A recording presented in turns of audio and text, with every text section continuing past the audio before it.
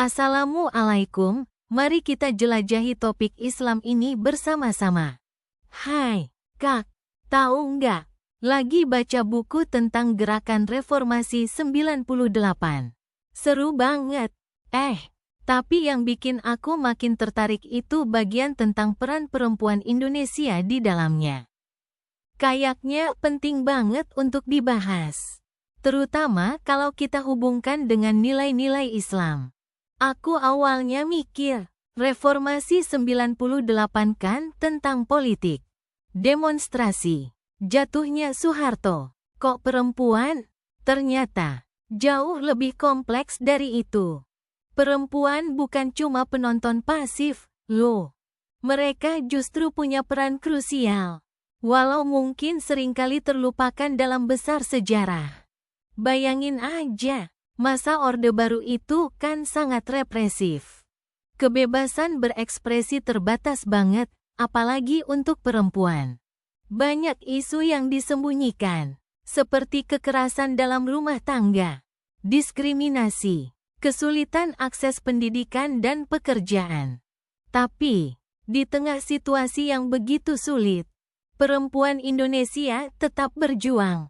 Mereka terlibat dalam berbagai gerakan mahasiswa, aktif di organisasi perempuan, dan bahkan ikut turun ke jalan berdemonstrasi. Ini nggak mudah, bayangin resikonya, diintimidasi, dianiaya, bahkan ditangkap. Tapi mereka tetap maju, tergerak oleh tekad untuk perubahan. Ini sejalan banget kok dengan ajaran Islam yang menekankan keadilan dan memperjuangkan hak-hak yang terpinggirkan. Ingat nggak? Dalam Islam, konsep khilafah itu kan idealnya pemerintahan yang adil dan melindungi seluruh rakyatnya. Tanpa diskriminasi gender.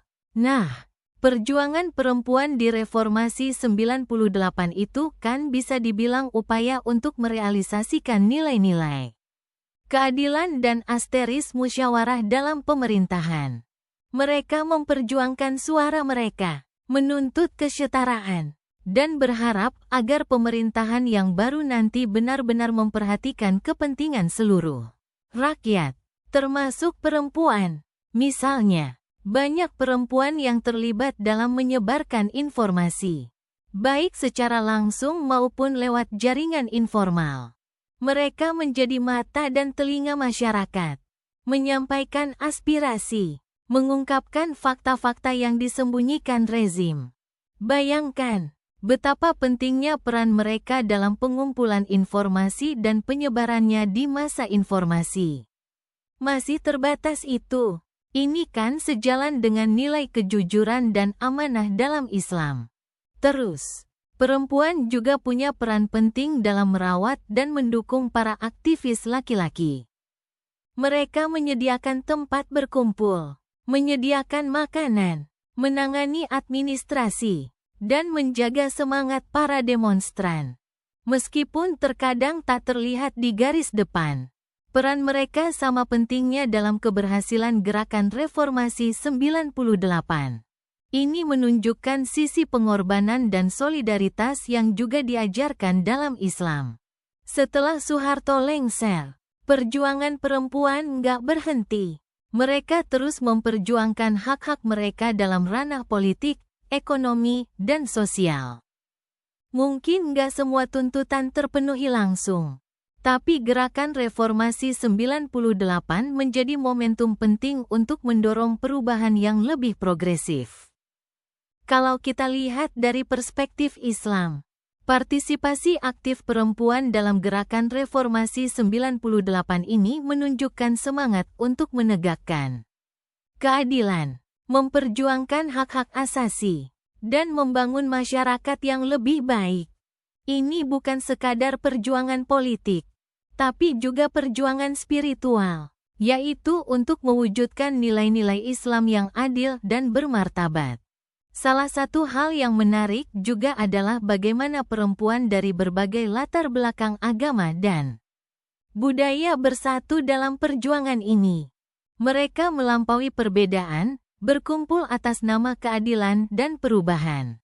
Ini menunjukkan betapa kuatnya semangat persatuan dan solidaritas dalam memperjuangkan kebaikan bersama. Jadi, peran perempuan dalam gerakan reformasi 98 bukan cuma sejarah politik semata, tapi juga bagian penting dari sejarah perjuangan untuk keadilan dan kesetaraan yang relevan dengan nilai-nilai keislaman. Kisah mereka seharusnya menjadi inspirasi bagi kita semua untuk terus berjuang memperjuangkan hak-hak perempuan dan membangun masyarakat yang lebih baik dan adil sesuai dengan ajaran agama kita. Kita harus ingat, sejarah bukan hanya tentang nama-nama besar dan peristiwa-peristiwa monumental, tapi juga tentang orang-orang biasa yang melakukan hal-hal luar biasa.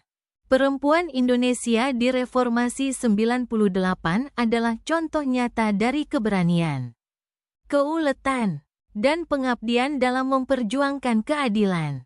Kisah mereka patut kita lestarikan dan jadikan pelajaran berharga. Gimana, Kak? Setuju? Tahu gak sih tentang perempuan Indonesia pas Reformasi 98? Seru banget loh kisahnya, kata Ani, membuka obrolan sambil menyeruput es teh manisnya. Aku mengangguk penasaran. Tahu sedikit-sedikit, cuma dari buku sejarah yang kering itu. Kayaknya cuma bahas Soeharto jatuh, demonstrasi besar-besaran, kurang detail gitu. Ani tersenyum. Nah, itu dia. Sejarah kan gak cuma tanggal dan nama tokoh. Bayangin deh, tahun 90-an, Indonesia masih kaku banget.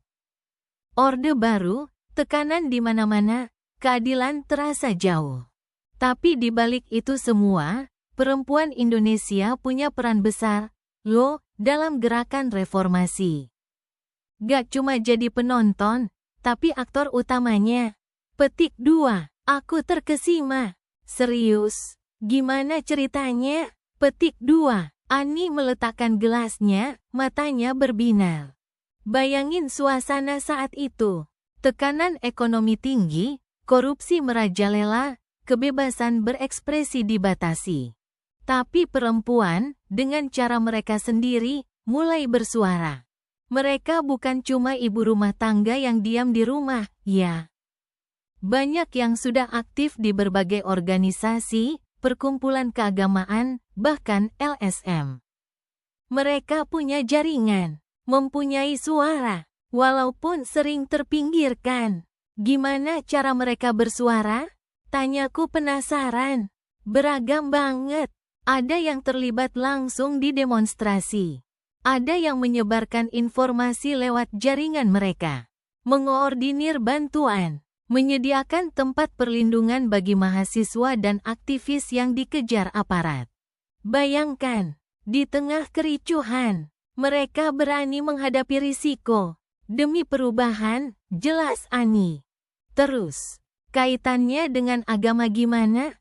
Aku selalu merasa sejarah kita sering lupa memasukkan sisi spiritualnya.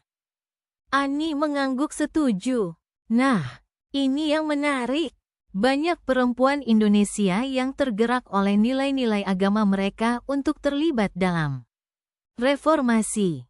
Mereka melihat ketidakadilan sebagai pelanggaran terhadap ajaran agama. Baik itu Islam, Kristen, Katolik, Buddha, atau lainnya. Mereka menggunakan ajaran agama sebagai landasan moral dan spiritual untuk memperjuangkan keadilan dan perubahan. Bayangkan, ada ibu-ibu yang berdoa bersama, menyiapkan makanan untuk para demonstran, memberikan semangat, dan juga secara diam-diam mengumpulkan dana untuk mendukung gerakan. Agama menjadi penguat bagi mereka, memberikan kekuatan untuk terus berjuang, walaupun di tengah ancaman dan intimidasi. Wah, aku gak pernah mikir sejauh itu. Jadi, peran agama bukan cuma sebagai penghambat, tapi juga sebagai pendorong perubahan. Petik 2. Persis. Agama bukan monolit. Loh, ada interpretasi beragam. Ada yang mengartikan agama sebagai alasan untuk diam. Tetapi banyak juga yang melihat agama sebagai panggilan untuk memperjuangkan keadilan. Perempuan, dengan pemahaman keagamaan mereka, menjadi jembatan antara nilai-nilai agama dan perjuangan politik. Mereka mungkin tidak selalu ada di garis depan demonstrasi, tapi peran mereka di belakang layar sangat penting, Ani menjelaskan dengan antusias. Lalu, apa saja legasi yang mereka tinggalkan? Tanyaku. Banyak sekali. Pertama, mereka menunjukkan bahwa perempuan Indonesia punya kekuatan dan keberanian yang luar biasa. Mereka berani melawan ketidakadilan, berani bersuara, berani mengambil risiko. Kedua, mereka membuka jalan bagi partisipasi perempuan yang lebih besar dalam kehidupan politik dan sosial.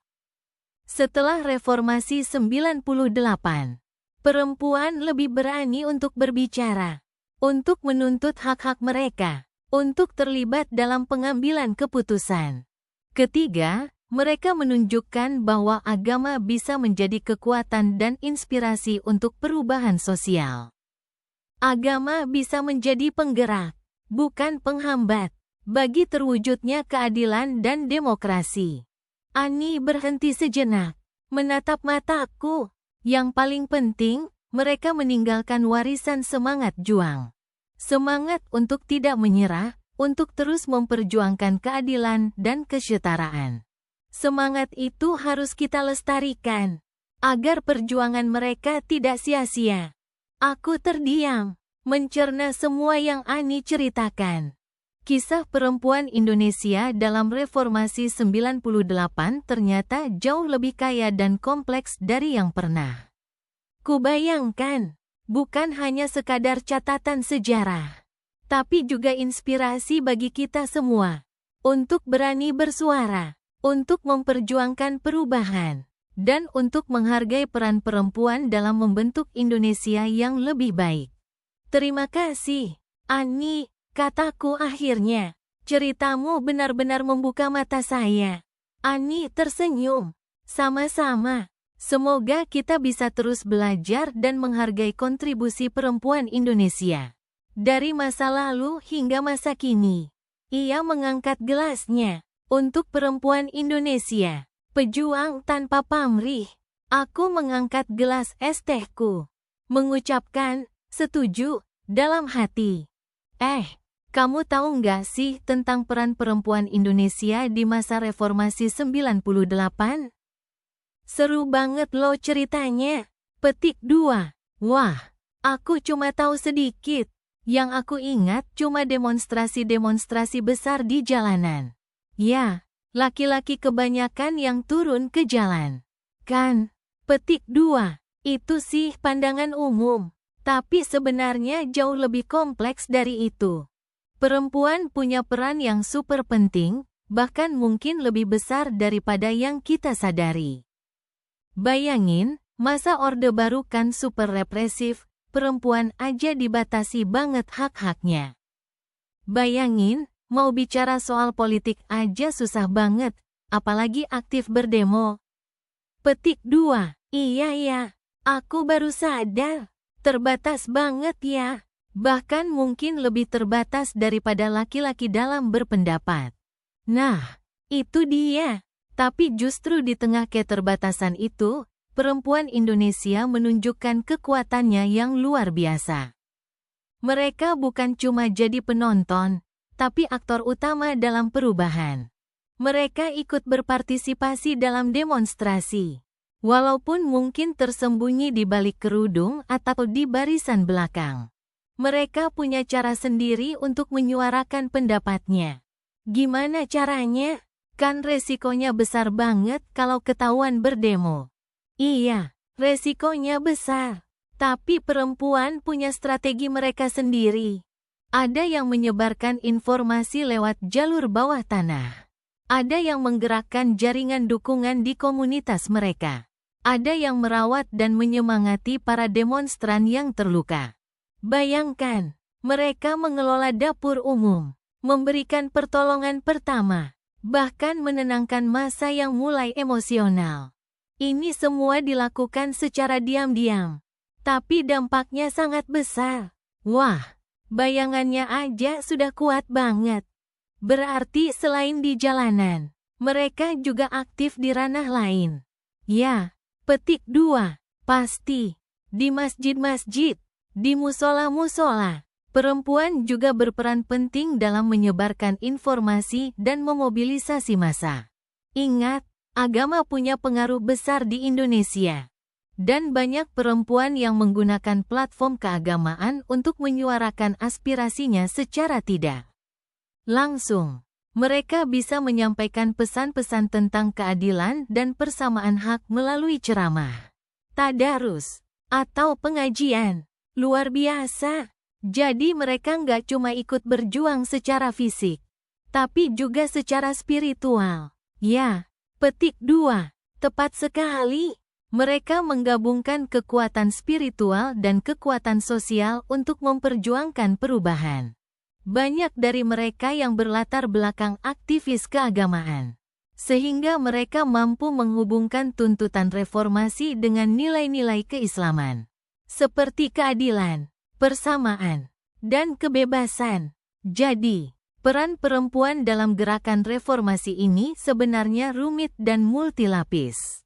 Ya, bukan sekadar ikut berdemo, tapi juga berperan di berbagai lini. Benar banget. Mereka berperan sebagai ibu, istri, dan aktivis sekaligus. Mereka mengurus rumah tangga, mendidik anak, dan di saat yang sama berjuang untuk perubahan sosial politik. Bayangkan tekanan yang mereka hadapi. Mereka harus berjuang melawan rejim otoriter, tekanan sosial, dan tuntutan peran domestik mereka. Wah, aku jadi salut banget sama mereka. Kayaknya kita sering banget mengabaikan peran penting perempuan di sejarah.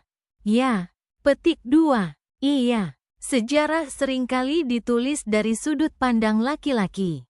Padahal, perempuan juga punya kontribusi yang luar biasa dan seringkali terabaikan. Cerita tentang perempuan di Reformasi 98 ini menunjukkan betapa pentingnya kita untuk melihat sejarah secara lebih komprehensif dan inklusif. Nah, terus apa sih legasi yang ditinggalkan oleh perempuan di masa Reformasi 98 itu? Petik 2. Legasi mereka sangat besar. Perjuangan mereka membuka jalan bagi perempuan Indonesia untuk lebih berani menyuarakan aspirasinya, berpartisipasi dalam politik, dan memperjuangkan kesetaraan gender.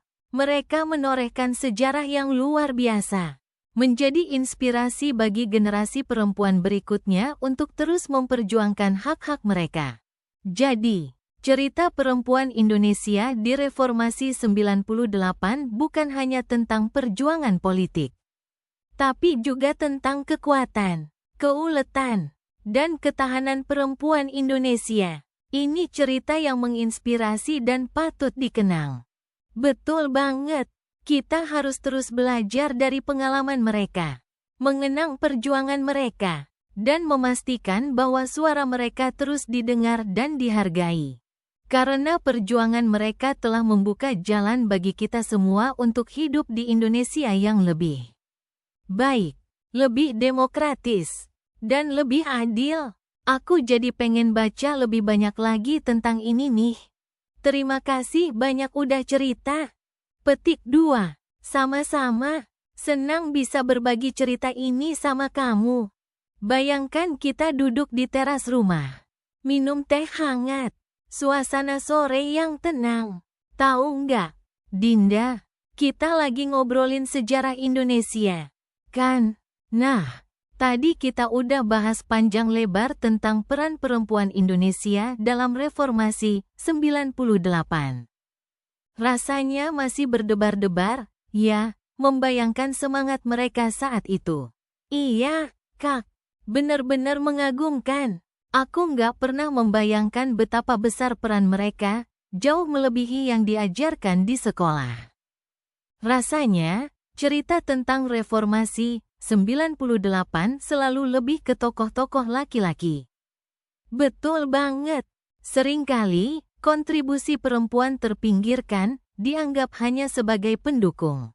Padahal, kalau kita telusuri lebih dalam, mereka adalah kekuatan yang luar biasa.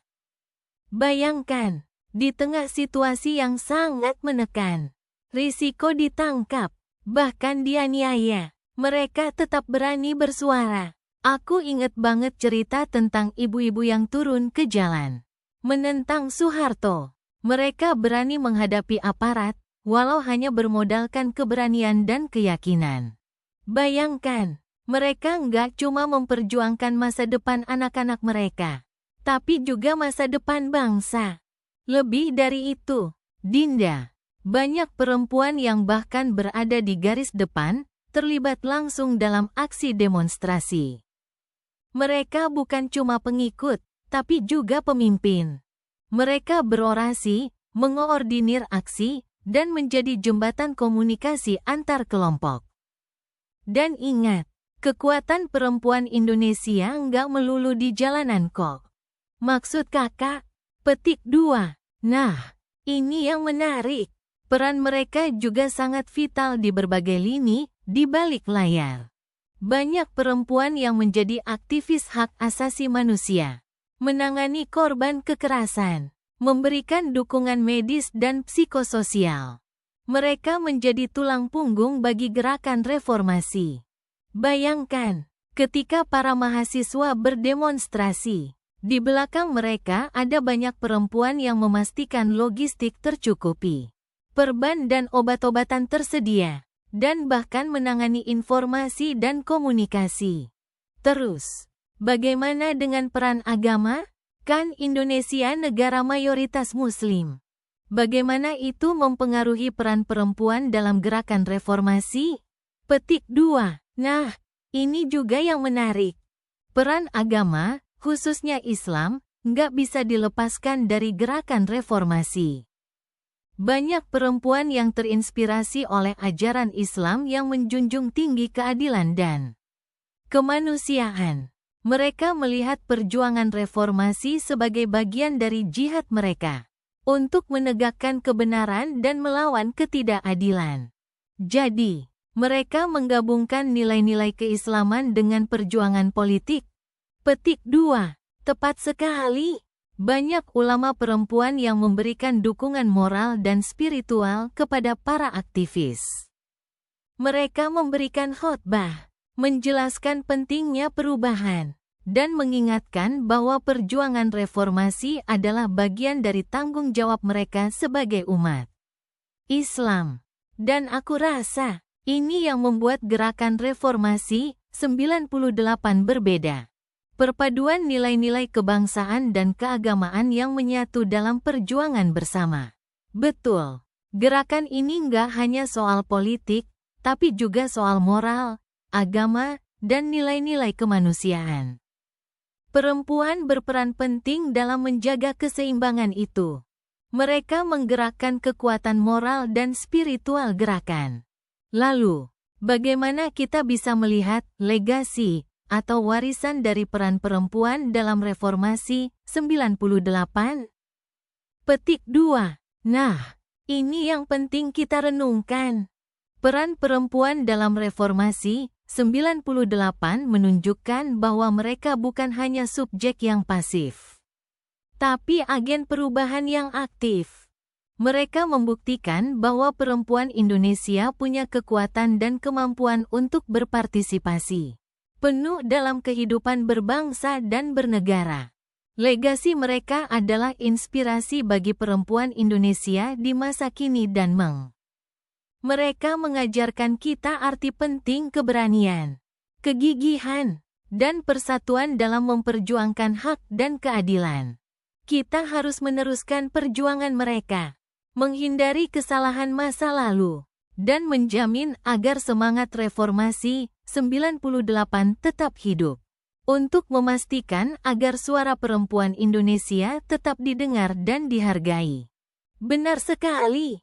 Dan penting juga untuk mengingat bahwa perjuangan mereka, walau berhasil menggulingkan rezim otoriter, bukan berarti perjuangan telah selesai. banyak tantangan yang masih harus dihadapi. Perjuangan untuk kesetaraan gender masih terus berlanjut.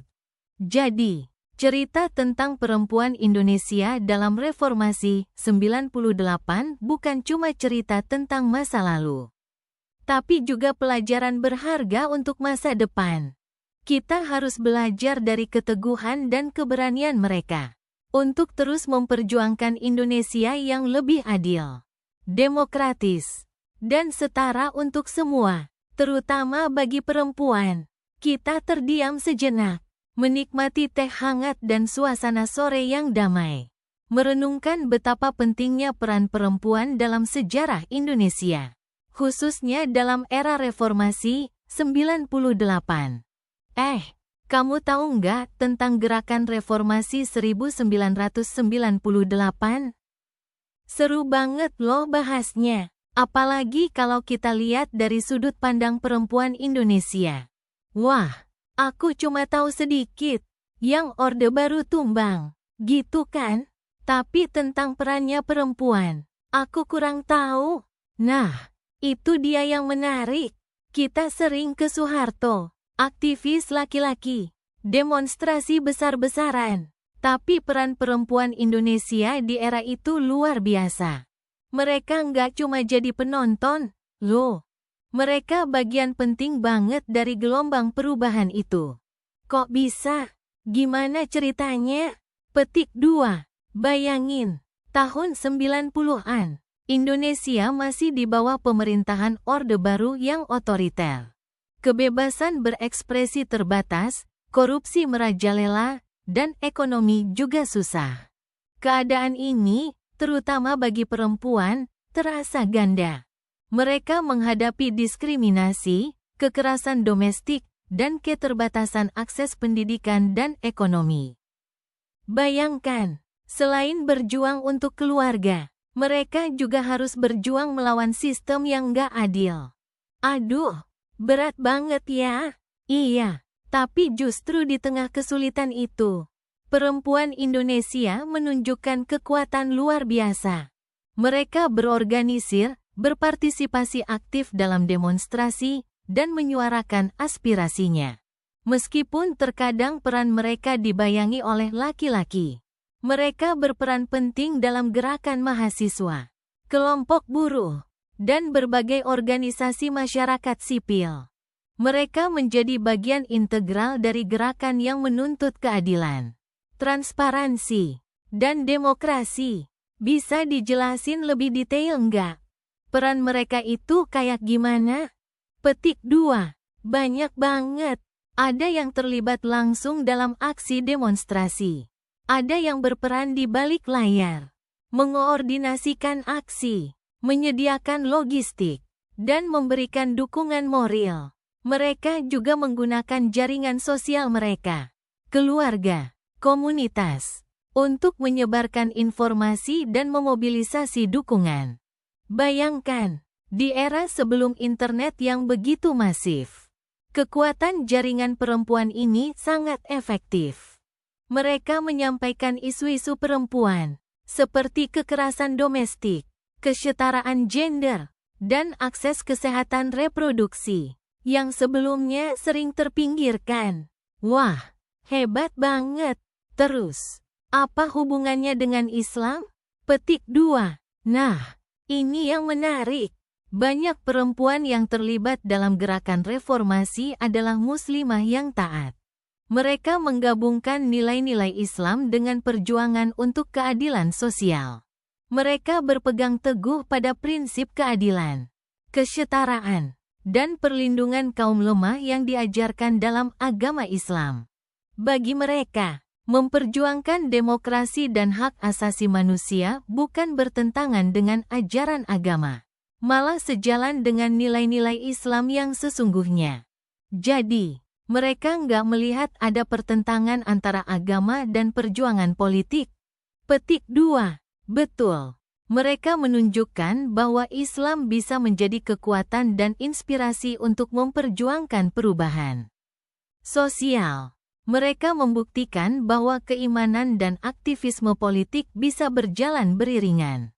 Ini penting banget untuk kita renungkan. Terutama di zaman sekarang, di mana terkadang ada yang membatasi peran perempuan dalam ruang publik dengan mengatasnamakan agama. Lalu, apa yang bisa kita pelajari dari mereka untuk masa kini? Petik 2. Banyak hal. Pertama, keberanian dan keteguhan mereka dalam memperjuangkan hak-haknya dan menentang ketidakadilan. Kedua, pentingnya persatuan dan solidaritas dalam mencapai tujuan bersama. Ketiga, penggunaan strategi yang tepat dan efektif dalam memperjuangkan perubahan sosial. Dan yang keempat, bahwa agama tidak harus menjadi penghalang bagi perempuan untuk berkontribusi dalam kehidupan berbangsa dan bernegara. Justru sebaliknya, agama bisa menjadi kekuatan dan inspirasi untuk kebaikan. Jadi, kisah perempuan Indonesia dalam gerakan reformasi 1998 ini mengajarkan kita tentang pentingnya peran perempuan dalam perubahan sosial, penggabungan nilai-nilai agama dengan perjuangan politik yang konstruktif, dan pentingnya keberanian untuk bersuara demi keadilan. Persis, kisah mereka bukan hanya catatan sejarah, tapi juga sebuah inspirasi, sebuah bukti nyata bahwa perempuan Indonesia, dengan segala kekuatan dan keimanannya, mampu menjadi motor penggerak perubahan, membangun Indonesia yang lebih baik, adil, dan demokratis. Wah, aku jadi pengen cari tahu lebih banyak nih tentang sejarah ini. Terima kasih ya, udah cerita banyak. Petik 2. Sama-sama, senang bisa berbagi. Semoga cerita ini bisa menginspirasi kita semua. Sampai jumpa. Semoga Allah memberkati kita semua. Itu pembahasan hari ini.